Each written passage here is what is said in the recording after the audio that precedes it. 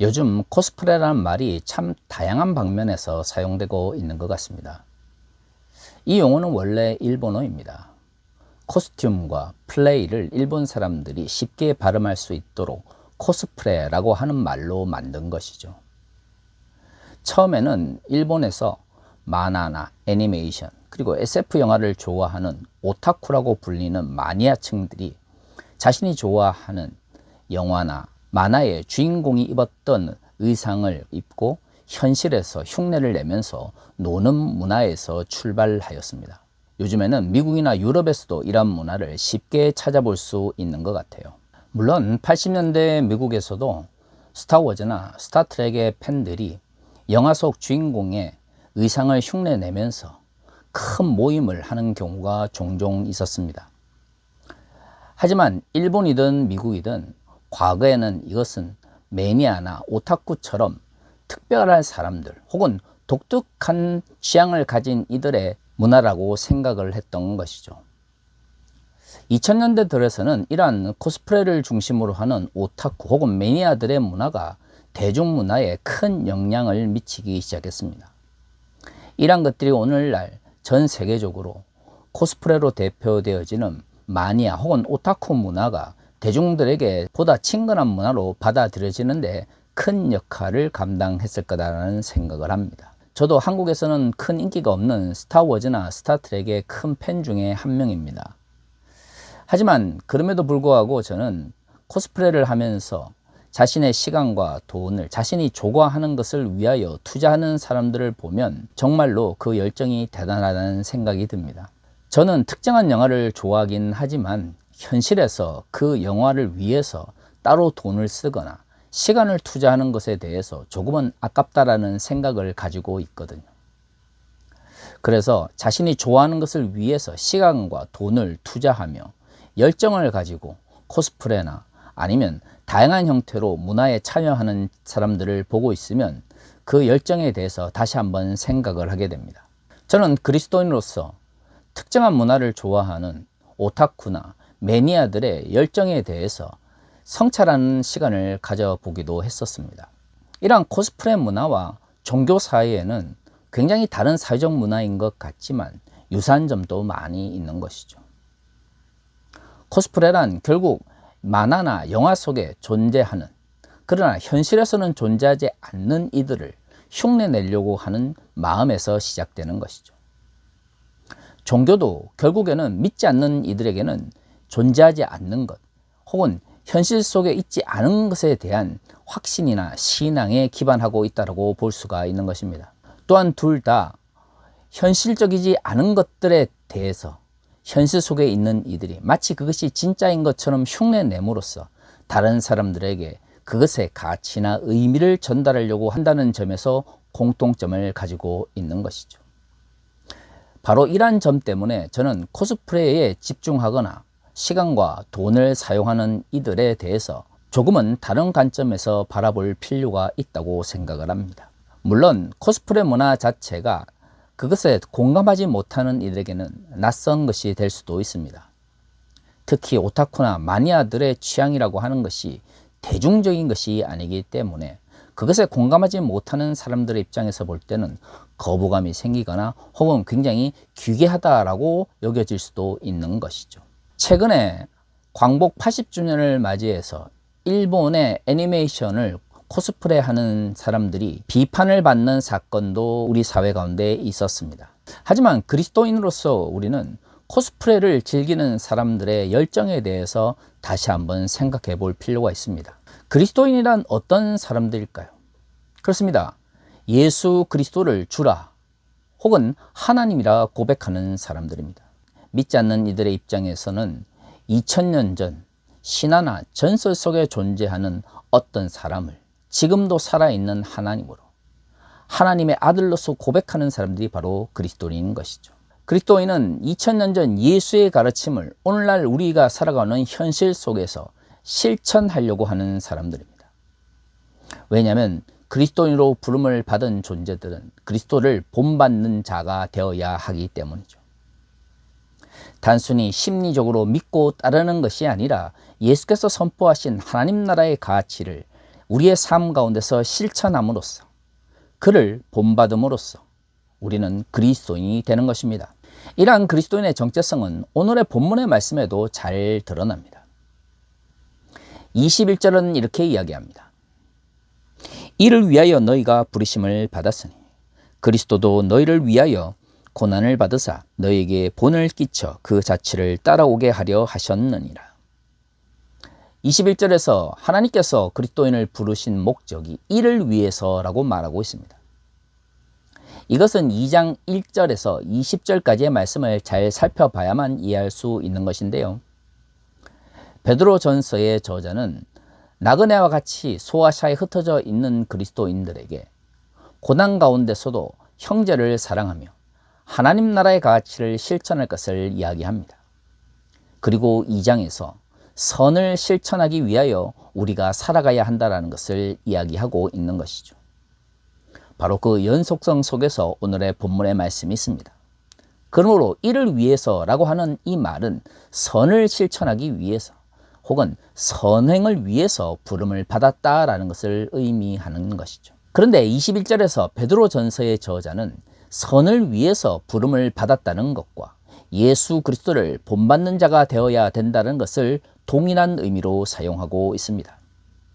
그리고 22절부터 25절까지는 어떠한 삶의 모습이 그리스도를 본받는 것인지를 자세히 설명하고 있는 것이죠. 21절에서 언급하고 있는 것처럼 그리스도인들은 선을 위하여 부름을 받았습니다. 예수께서는 그 선을 위하여 부름받은 자들을 구원하기 위하여 십자가에 못 박히신 것이죠. 그것을 베드로전서의 저자는 고난을 받으셨다라고 표현하고 있습니다. 예수 그리스도의 고난의 목적은 사람들을 구원하기 위한 것이지만 그 구원을 21절에서는 그리스도를 본받도록 하기 위한 것이다라고 말하고 있는 것이죠.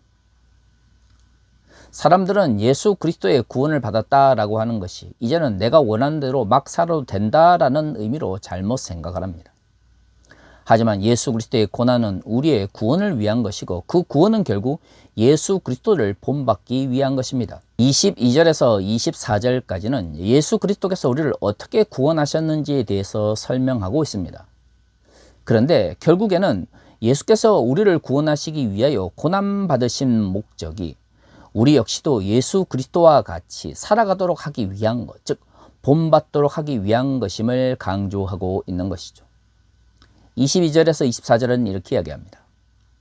그는 죄를 범하지 아니하시고 그 입에 거짓도 없으시며 욕을 당하시되 맞대어 욕하지 아니하시고 고난을 당하시되 위협하지 아니하시고 오직 공의로 심판하시는 이에게 부탁하시며 친히 나무에 달려 그 몸으로 우리의 죄를 담당하셨으니 이는 우리로 죄에 대하여 죽고 의에 대하여 살게 하려 하심이라.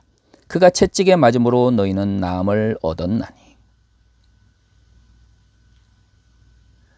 22절에서 24절을 자세히 살펴보면 예수 그리스도께서 십자가에서 고난을 당하시고 욕을 받으셨다라고 이야기를 하고 있습니다. 그리고 그럼에도 불구하고 그는 악을 악으로 갚지 않으시고 의를 위하여 죽으셨다는 것을 강조하고 있는 것이죠. 이것은 결국 21절에서 그리스도를 본받도록 우리를 부르셨다는 목적과 연결되어 있습니다. 그리스도께서 고난받으시고 우리를 구원하신 것처럼 우리 역시도 고난을 받아야 하는 것이고 그 고난 속에서도 악을 행하거나 불의를 행해서는 안 되는 것이죠. 선을 위하여 부름을 받았으니 끝까지 의를 지향하는 삶을 살아야 한다는 것을 의미하는 것입니다. 결국 이것이 그리스도를 본받는 삶의 본질적인 모습이다라는 것을 강조하고 있는 것이죠. 많은 그리스도인들이 그리스도인이 되었다라는 것에 만족을 느끼면서 살아갑니다. 물론 그것은 굉장히 큰 은혜이며 기쁨이죠. 그런데 그것은 단순히 우리의 만족감이나 우리의 욕심과 욕망을 위해서 마구잡이로 살아가라는 의미는 아닙니다. 하나님의 은혜로 구원을 해주셨기 때문에 이제는 우리가 우리 자신이 우리 주인이 아니라 주인 되신 예수 그리스도를 본받는 삶을 살아야 하는 것이죠. 문제는 그리스도인들이 이러한 구원의 목적을 잃어버린 상태에서 선을 위하여 부름받았다는 것을 외면하면서 살아가고 있다고 하는 것입니다. 그러다 보니 과거에는 구원론적 측면에서 기독교 윤리를 강조하려고 하는 노력들이 많이 있었던 것이죠. 하지만 아무리 기독교율리가 발전한다고 해도 결국에 그리스도인의 구원은 하나님의 은혜로 주어지는 것입니다. 우리는 믿음으로 십자가에 달리신 예수 그리스도의 의를 받아들임으로써 하나님의 은혜를 경험하게 되는 것이죠. 거기에는 우리의 공로나 우리의 선행이 들어갈 자리가 없습니다. 하지만 이러한 하나님의 은혜의 결과로서의 구원이라고 하는 것이 디트리히 보네퍼의 비판대로 싸구려 은혜로 전락하는 경우가 있는 것이죠. 다시 말해 왜 구원을 받았는지, 무엇을 위하여 부름을 받았는지 그리스도인들이 생각하지 않게 되는 순간 하나님의 은혜는 너무나 귀한 것이기에 공짜로 주셨는데 그것을 무의미한 것으로 돌려버리게 되는 것입니다. 기독교 윤리는 구원론적 측면에서 접근하면 안 됩니다. 기독교 윤리란 그리스도를 본받기를 원하는 열정에서 찾아야 하는 것이죠. 제가 앞에서 이야기한 것처럼 만화나 영화, 애니메이션 속의 주인공을 좋아해서 그들이 입었던 의상을 차려입고 마치 그 주인공이 된 것처럼 현실 속에서 흉내를 내면서 노는 사람들도 얼마나 큰 열정을 가지고 있습니까? 그들이 좋아하는 것을 즐기기 위해서도 그토록 큰 열정을 내는데 하나님의 아들이신 예수 그리스도를 고백하면서 그를 통해서 하나님의 은혜를 입었다고 하는 이들이, 또한 믿음이 있다라고 하는 이들이 우리가 왜 그 믿음을 얻게 되었는지, 그 믿음을 통해서 하나님께서 우리에게 무엇을 원하시는지에 대해서 관심이 없다면 우리는 과연 그것을 성경이 말하고 있는 믿음이다라고 말할 수 있을까요? 저는 여러 설교를 통해서 구원파적인 구원론에 대해서 비판했었습니다. 구원파적인 구원론이 무엇입니까?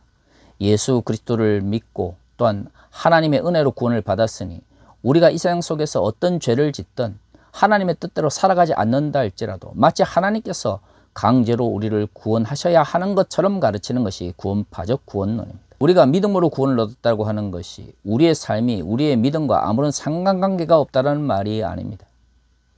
내가 좋아하는 주인공처럼 닮아가고자 하는 열정이 코스프레로 표현되는 것처럼 정말로 예수 그리스도를 주라 고백하며 정말로 그분의 구원에 감사한다면 당연히 우리는 예수 그리스도의 삶을 닮아가기 위해서 노력할 것입니다. 바로 그것이 기독교 윤리의 기반이 되어야 하는 것이죠. 그런데 예수를 믿는다라고 고백하면서 그분의 삶을 닮아가려고 하는, 예수 그리스도의 본을 따라가려고 하는 그런 삶의 모습이나 열정이 나타나지 않는다면 과연 그것을 성경이 말하고 있는 믿음이라고 말할 수 있을까요? 결코 그럴 수 없습니다. 사실 25절에서는 이러한 예수 그리스도를 닮아가는 자와 그리스도를 닮아가지 않는 자를 목자가 없는 양과 목자 옆에서 함께 있는 양이다 라고 하는 비유를 통해서 설명하고 있습니다. 사람들은 목자 대신 예수 그리스도와 함께 머무기를 원한다라고 이야기를 합니다. 하지만 과연 목자 대신 예수 그리스도와 함께 머물다는 것은 어떤 의미일까요? 그저 건물로서의 교회에 오랫동안 시간을 보내면서 예배 열심히 드리고 교회 봉사 열심히 하면 예수 그리스도 옆에 머무는 것일까요? 그렇지 않습니다. 오늘 본문에서는 우리가 예수 그리스도를 닮아가지 않는 삶을 목자 없이 길을 잃은 양이다라고 말하고 있는 것이죠. 그리고 전후 문맥 속에서 결국 예수 그리스도를 닮아가지 않는 사람들은 선을 행하려고 노력하지 않는 사람들을 의미하는 것입니다. 저는 개인적으로 예수 그리스도를 닮아가려고 하는 그 열정과 열망만으로도 기독교 윤리가 얼마든지 큰 힘을 발휘해야 된다고 생각을 합니다. 한국의 근본주의 대형 교회들이 구원파와 같이 구원을 싸구려 은혜로 만들어 버리는 바람에 기독교 윤리가 이런 예수 그리스도를 본받기를 원하는 열정의 문제로 해결되지 않기 때문에 자꾸 구원론적 측면에서 기독교 윤리를 담아내려고 하는 노력들이 생겨나는 것이죠. 저는 그러한 노력을 하시는 분들을 원망하고 싶지는 않습니다. 그것은 그들의 잘못이 아니라 하나님의 은혜를 싸구려 은혜로 만들고 믿음으로 구원을 받았다라고 이야기를 하면서 예수 그리스도를 닮아가고자 하는 열정을 가지고 있지 않은 이들이 만들어낸 잘못된 교회의 문화이기 때문인 것입니다. 사랑하는 성도 여러분, 세상을 살아가면서 그리스도인으로서 마땅히 예수 그리스도를 닮아가야 한다는 것을 우리는 알고 있습니다. 문제는 그리스도를 본받아 닮아가려고 하는 그 마음이 얼마만큼의 열정으로 덮여져 있느냐 하는 것이죠. 만화나 영화나 애니메이션을 좋아해서 그 속의 주인공을 흉내내는 코스프레를 즐기는 사람들만큼의 열정을 가지고 있지도 않으면서 어떻게 눈에 보이지 않는 하나님을 믿고 따른다라고 말할 수가 있습니까? 예수를 닮기 위하여, 선을 실천하기 위하여, 예수 그리스도의 고난에 참여하기 위하여 치열하게 노력하는 삶의 모습을 우리는 믿음이라고 불러야 합니다. 믿음은 단순히 심리적 현상이나 아니면 우리 자신의 개인적 고백으로 끝나는 것이 아닙니다. 그것은 선을 실천하고자 하는 삶의 모습과 예수를 닮아가고자 하는 치열한 노력, 그리고 예수 그리스도의 고난에 참여하기를 원하는 우리의 겸손한 마음이 모여 나타나는 삶의 결과인 것이죠. 우리 모두가 선을 위하여 부름받은 그리스도님을 자각하며 예수 그리스도를 닮아가기 위하여 치열한 삶의 현장 속에서 우리 자신을 성찰해 나아갈 수 있기를 소망합니다. 다 같이 기도하겠습니다.